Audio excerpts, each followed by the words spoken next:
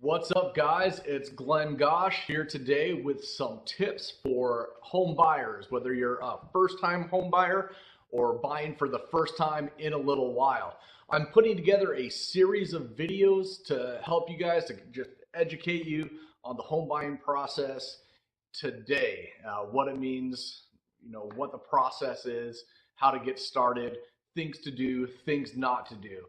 This will be, like I said, a series of videos that I'm putting out there. So, good resource for you. I hope. Hopefully, you learn something from it.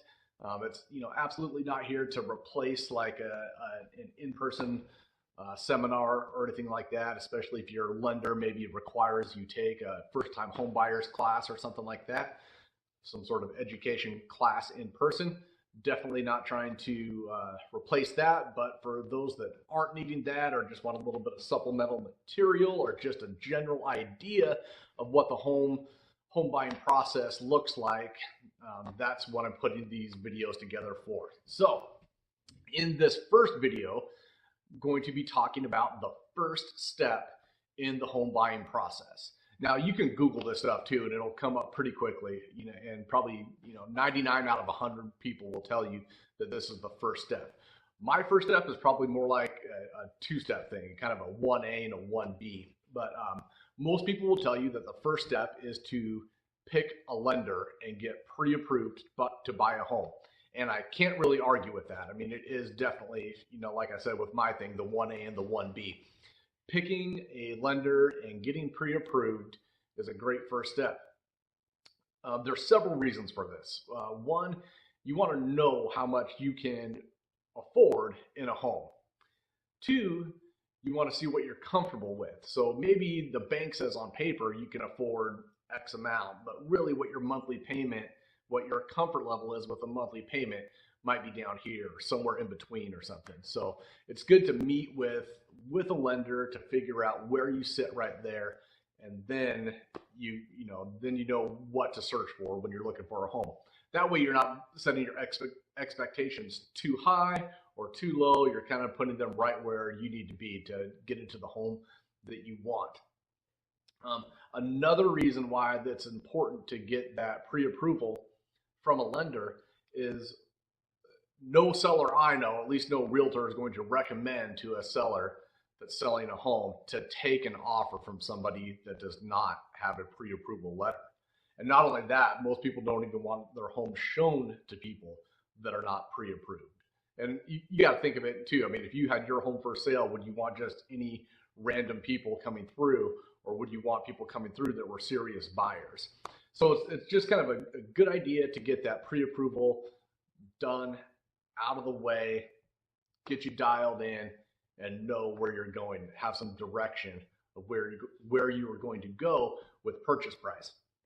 Now, like I said, I kind of have a 1A and 1B. My 1B is meeting with a realtor. And actually, I think you could do either or. You can meet with a realtor first or meet with a lender first.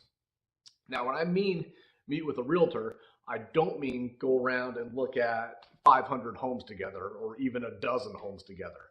I mean, kind of setting up just a time with a realtor, whether it's at an office or at a coffee shop, out to lunch, something like that, to get, just kind of pick the realtor's brain on what the market looks like, things that you can be doing as a home buyer. And then one of the benefits of talking to a realtor first is you can get some suggestions for lenders. Now, if you look online, look at different blogs and everything, they might say, hey, go shop around, go, try 3 to 5 different lenders, compare rates, do this and that.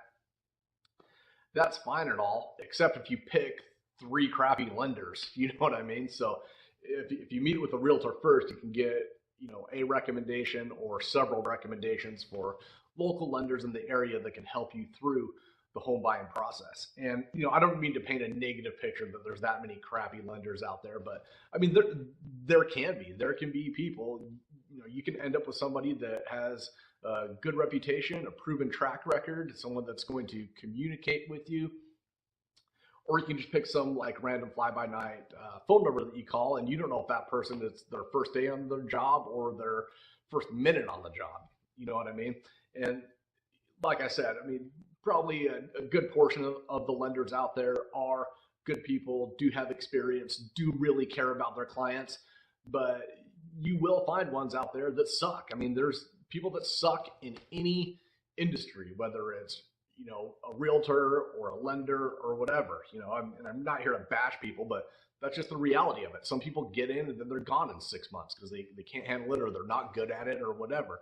So to me, better to get, you know, if you're looking to compare to lenders, better to get a list of 3 lenders that know what the heck they're doing than just to pick 3 random people off the internet that you don't know who they are, what their reputation is, or anything like that.